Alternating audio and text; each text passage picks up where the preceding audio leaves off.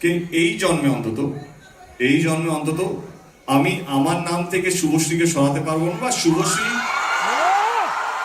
তো তুমি যখন শুভশ্রীর নাম শোনো তখন তোমার কি মনে হয়?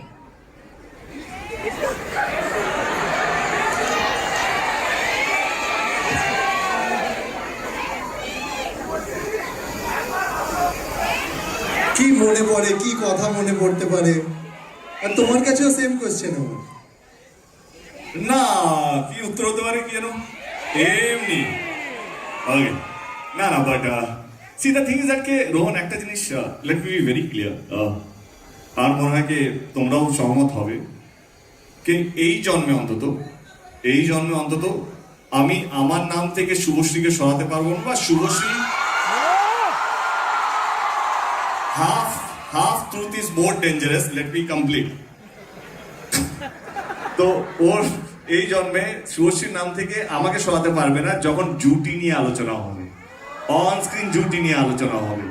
তো আমরা যদি সেলিব্রেটেড হই, বিকজ আমরা এমন কিছু করেছি, আমাদের পরিচালক, আমাদের প্রযোজক এমন কিছু আমাদেরকে দিয়েছে কে যাতে আজ অব্দি আমরা চলে যাব, কিন্তু আমাদের গান, আমাদের সিনেমা, আমাদের নিয়ে আমাদের স্মৃতি, সেটা আমার মনে হয় যে বাংলা ছবির দর্শকের কোনোদিনও মিটবে না।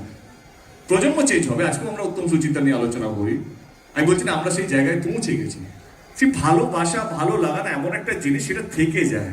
আর কিভাবে হয় সেটা আমরাও জানি না। আমরা জানি না এইভাবে এরা এত চিৎকার করছে কেন, আমি জানি না। আমি এমন কিছুই করিনি, আমি শুধু আমার কাজ করে গেছি।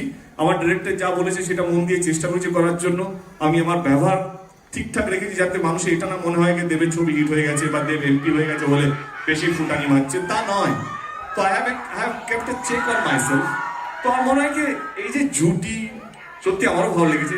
সোশ্যাল মিডিয়া ভাইরাল ছিল, দেবের জায়গায় দেব শুভশ্রী লিখেছে। তো অফকোর্স ভালো লাগে যে অ্যাটলিস্ট অ্যাজ এ অভিনেতা জুটি খুব কম সাকসেসফুল হয়।